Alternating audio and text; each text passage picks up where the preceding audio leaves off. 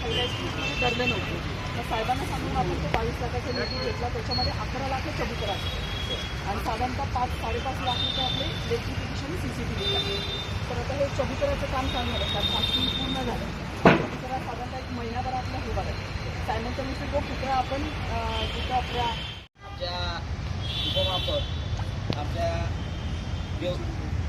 ज्ञानेश्वर ते देवकर हे उपस्थित राहिल्याबद्दल मी बसवेश्वर सर्कल मित्र परिवाराच्या वतीने त्यांचं खूप खूप आभार मानतो. बसवेश्वर मध्यवर्ती महामंडळाच्या वतीने देखील त्यांचा आभार मानतो. कारण गेल्या अनेक वर्षापासून बसवेश्वर म्हणजे इकडं आणि तिकडचं दोन्ही काम सायमल्टेनियसली सुरू आहे. त्याची आपण 2.5 लाखाची वर्क ऑर्डर त्यांना दिली आहे. तो महापालिकेचं भांडवली निधी आणि हा जो आहे तो आपल्याला DPDC किती टाइम लिमिटेशन किती आहे ना? 3 महिने. हां, आता 1 महिना झाला. म्हणजे इलेक्शनच्या अगोदर जस्ट वर्क ऑर्डर दिली किंवा आचारसंहिता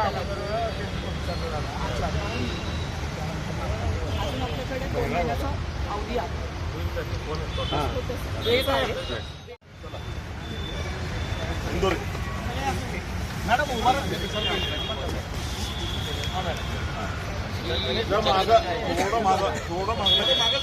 मागे या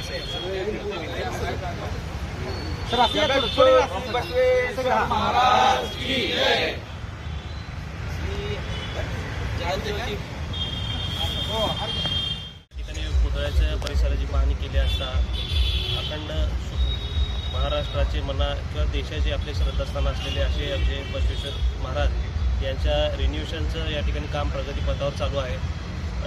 आज त्या ठिकाणी पाहणी केली असता काम हे युद्ध पातळीवर चालू आहे आणि आपल्या अक्षय तृतीयेच्या आत या ठिकाणी काम करा असे आम्ही या ठिकाणी आदेश दिलेला आहे.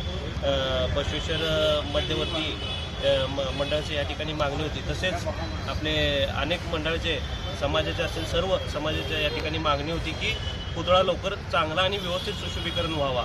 आज या ठिकाणी पाठपुरावा करत असलेले आमचे नगरसेवक मित्र अक्षय अंजिकानी साहेब असतील, जगदीश पाटील साहेब असतील, तसेच आमचे हे मुस्ताने साहेब असतील, आत्मुरे दादा असतील, तसेच आमचे आवजे काका असतील, गणेश काका चिंचोळी असतील, या ठिकाणी अनेक बसवेश्वर प्रेमी महाराज प्रेमी या ठिकाणी सर्व लोक या ठिकाणी अतिशय चांगल्या पद्धतीने लक्ष देऊन आपल्या महापालिकेतून म्हणा, DPDC फंडातून म्हणा किंवा आपण अजून व्यवस्थित अजून काय निधी आपल्याला मिळतो आणि पुतळ्याचं काम कधी लवकर पूर्ण होतं या ठिकाणी त्याचं सातत्य या ठिकाणी आहे.